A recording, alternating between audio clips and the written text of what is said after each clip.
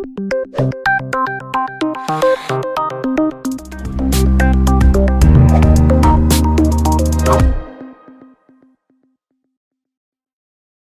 جديدين اللي استقبلوني اليوم. Je suis très heureux. D'ailleurs, j'ai beaucoup de souvenirs avec El Jadida.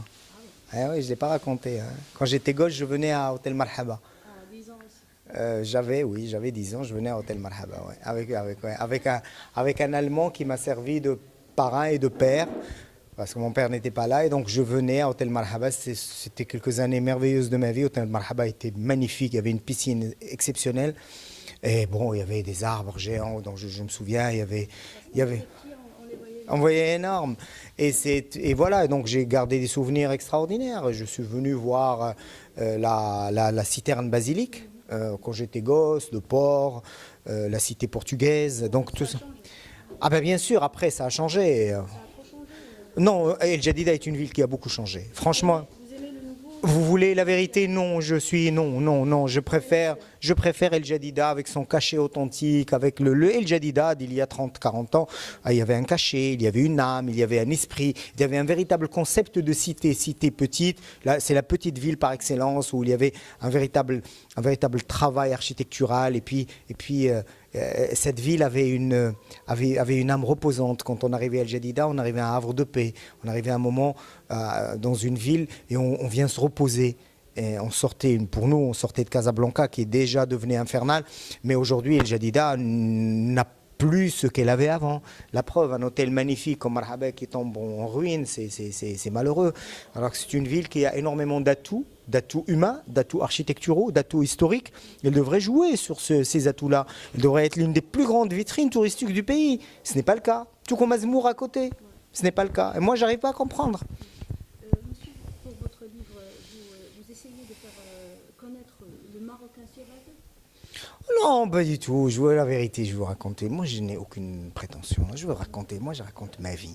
Des choses qui m'ont touché. C'est la seule prétention que je peux avoir, c'est que j'arrive à raconter des choses qui me tiennent à cœur. J'ai parlé des gens que j'ai aimés. Je parlais des gens qui ont accompagné mon enfant. Je parlais de ma famille, de mes amis, des gens que j'ai fréquenté. Je n'ai aucune prétention de vouloir donner de leçons à tout le monde. J'imagine qu'il n'y a pas de leçons à prendre dans ça. La seule leçon possible, c'est qu'à un moment donné, il faut aller jusqu'au bout de ses rêves. Moi, je n'hésite jamais. Je vais jusqu'au bout de moi-même, dans tout ce que je fais.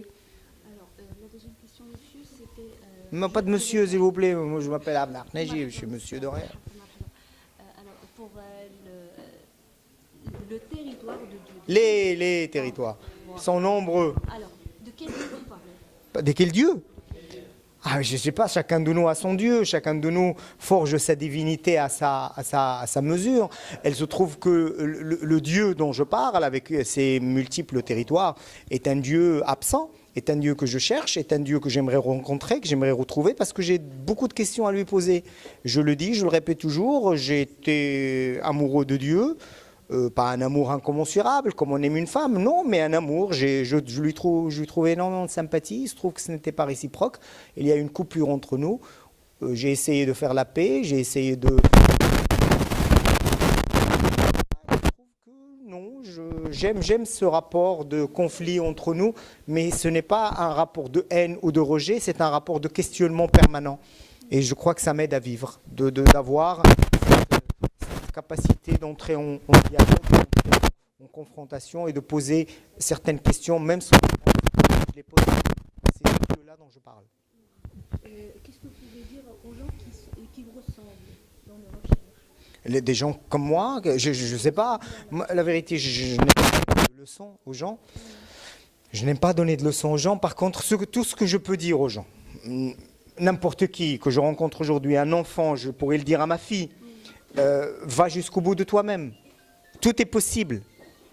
Dans cette vie, tout est possible. Et n'hésite pas. Toute expérience est bonne à vivre. Toute expérience est bonne à prendre.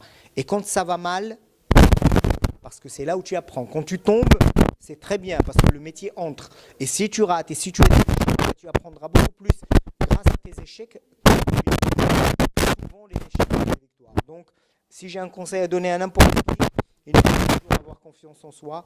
Il faut toujours garder présent à l'esprit que tout est possible dans ce monde. Tant qu'il y a la vie, il y a l'espoir.